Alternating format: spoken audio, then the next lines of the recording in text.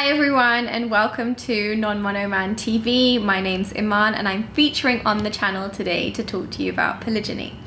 And I really wanted to share my thoughts on the subject of why polygyny works and why having more than one man as a woman might not be for you. Let's get into it. And so the first thing I want to touch upon is obviously just the basics, that polygyny is multiple women with one man, multiple wives with one man, whereas polyandry is multiple men with one woman. And a lot of women think that they might want that. I hear so many women when I speak about polygyny say, well, why can't I have more than one man? You can, absolutely, honey. If that's what feels good for you and makes you happy, do it, in support of that. But this is the Non-Monoman channel, so we're going to be talking specifically about why polygyny works and why you might not actually want that. Because here's the thing, a lot of women will say that they want more than one man, but the truth is it's not coming from a place of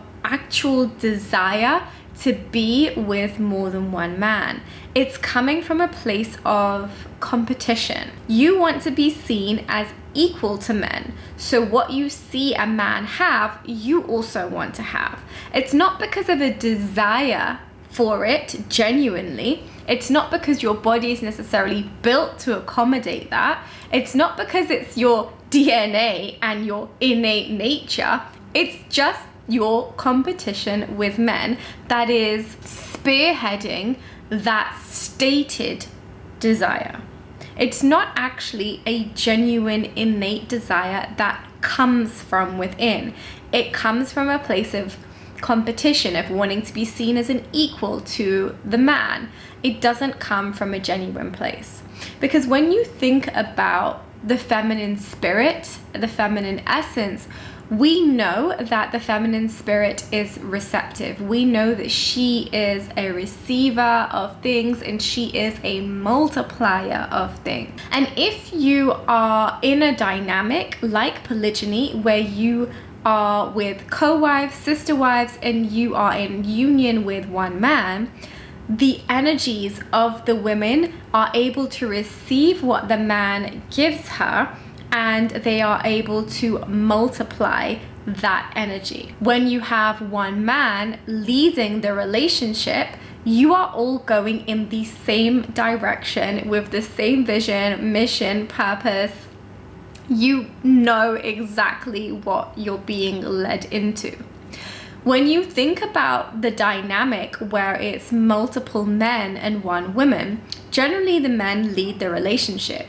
So if you are the woman in that relationship, it's not going to necessarily be an easy one if you are in more of your feminine essence, because you're going to be led in potentially different directions, and that's not going to feel good for your spirit because you won't know where you want to go. And so you'll find that you're torn is maybe the word I'm looking for in this situation, but your spirit's not going to feel good. And that's what we want to focus on. You want to focus on your spirit feeling good because it's in tune with nature. It's in harmony with your innate true essence. And that's the direction that you want to go in.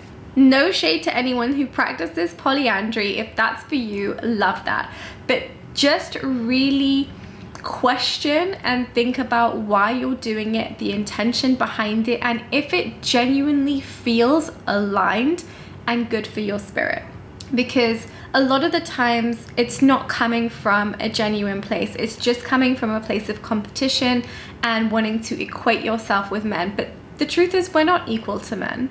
We're not equal to men in terms of our qualities, in terms of what we bring, in terms of our special gifts, if you like. Men tend to be the leaders and women tend to be the receivers. And even just biologically, when you think about growing a community or you think about growing the human race, a woman will carry a child for 9 months of the year.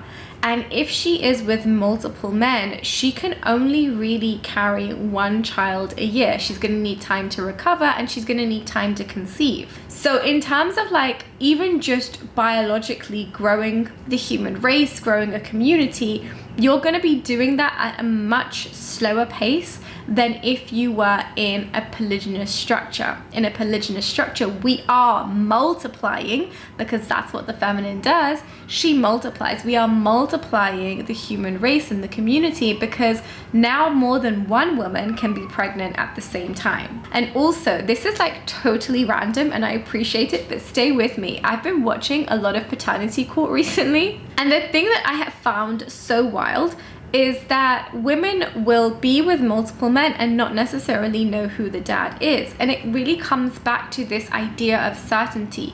Even if you are in a polyamorous relationship, you might not know which one of the men fathered your child. And yes, they're all growing up in the same kind of community, but that level of certainty is sometimes really important for the child and for the man in the relationship.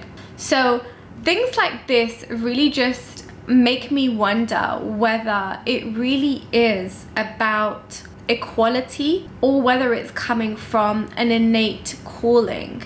If you're doing this from a place of, I just want to be equal, I just want to say it because I want to have what men have, and you've tried it but it doesn't actually work for you, this could be the reason why. It's because it's not necessarily coming from a genuine place. I think you'll find that your spirit feels more aligned and more attuned to nature if you are in a polygynous structure, and that's why polygynous structures work, because they are more in harmony with nature biologically, energetically, spiritually. We all understand that this is the way to grow communities in the most aligned way. I hope that makes sense. So those are just my thoughts on why polygyny works and why having multiple women in a union with one man is more aligned with nature. It's not that the man gets to have multiple women, the women also benefit from being in a polygynous structure, but that's going to be in another video, so make sure that you check that out. And if you have thoughts that you want to share with me about this, let me know in the comments below. See you on another video. Bye!